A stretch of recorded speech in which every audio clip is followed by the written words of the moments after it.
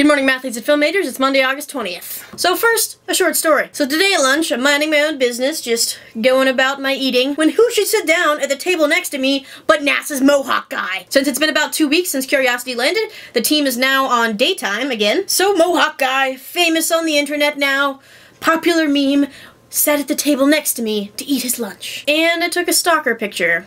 I'm not proud of what I did. Next, a slightly longer story. So last Friday, I got to go and tour SpaceX. SpaceX is one of the biggest up-and-coming aerospace companies and is sort of leading the way into the new privatization of the space industry. NASA just awarded it this big new contract to work on sending more humans into space with their Dragon capsule. And I got to see it when I toured their facility. Warning, while the following may not contain any scientific details, it will include lots of geeking out. So proceed with caution. So an alumni who graduated about 3 years ago invited us to come over to SpaceX and take a tour and come and see his engine. His main project while working there has been to completely redo the engine that they use to send these spacecrafts up into space. So the first thing we do, we get there, we park outside, and who should pull up behind us but Dr. Charles Alachi in a limo. He's the director of JPL, I might remind you. And just walks into SpaceX right in front of us. He was this close. The director of JPL! So after I get over that slight bit of freak out, I actually enter the building and oh my god, it's so nice. It is one giant building, first of all. The front part is sectioned off as office space, which is really just a bunch of cubicles. But then when you get into the back, it's like one big giant warehouse where they build everything. And it's not like JPL where each building builds a different part of a particular spacecraft.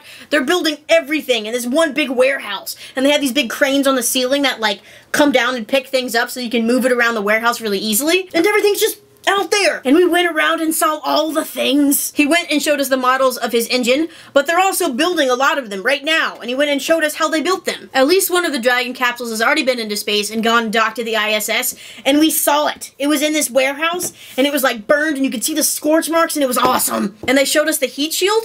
Turns out, fun fact, that was actually the first heat shield to be separable, and it was built in tiles instead of just as one big cone. It was also the inspiration for the heat shield that went onto MSL and brought Curiosity to Mars. Then we also got to see them building the next Dragons. I think Dragon 4 just shipped out to go be launched sometime in the near future, but Dragon 5 and Dragon 6 are still being built, and we got to see it in the process. They were almost done with Dragon 5. It was already in the clean room, and they were just putting sort of the shell on it, but we saw Dragon 6 like being molded. They were taking these giant pieces of metal and putting them through these machines to make the circular shape that it ends up in. And it was super awesome. I've never seen anything on that big of a scale before being made. Yes, I went and took a tour of JPL when they were building Curiosity, but that's like one little rover and everything is little parts. These were giant sheets of metal and like giant parts all coming together to make a giant thing. It was so cool. Major science boner. They have like 5 machine shops at SpaceX, and he showed us the one where they're making most of the parts for his engine. And I haven't spent a lot of time in the machine shop here on campus because I'm not a Mechie, but I have been down there a few times and I thought it was pretty cool. I was wrong. It was gigantic and they had all these awesome machines and we saw them and they were taking metal and just melting it down and forming it into new things, and it was the coolest thing in the entire world. Oh my god. They had a room-sized mill. It was a mill the size of like my entire dorm room. I can't even put into words how awesome that is. Like, I can't. I can't. Calm down, Susan. Anyway, after he was done showing us around the science part, we got to go over and look at the employee side of SpaceX. And damn is that place nice! First of all, as I mentioned, the office building is pretty nice.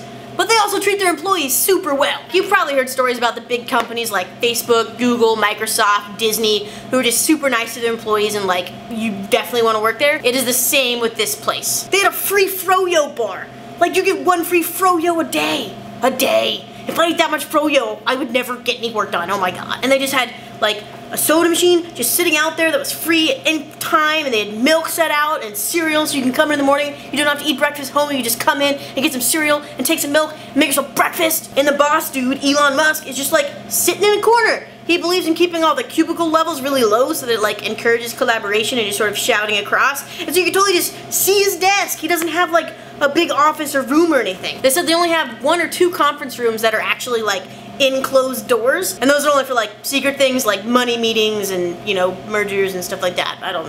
But like, things were just happening everywhere. I walked by a meeting where like engines were being designed, and you could just see it all up there, and oh my god, it's a good thing I don't have a photographic memory actually. They were really strict actually about who they would let in. We had to send our information ahead of time by like a week and get approved and everything. It's like almost as much security as JPL has, as NASA, which is the government. So, you know, they're serious business. And another cool thing, which unfortunately I was not able to witness, apparently in the men's bathroom, as you pee in the urinals, they've set it up so that it starts to turn colors and little lights on the side come on. I can't personally attest to that fact, because obviously we didn't have any urinals in the women's bathroom, but the guys that were in the group with me went into the bathroom and came out giggling and go, "Oh my god, you have to go to the bathroom," and I was like, "Oh, sad."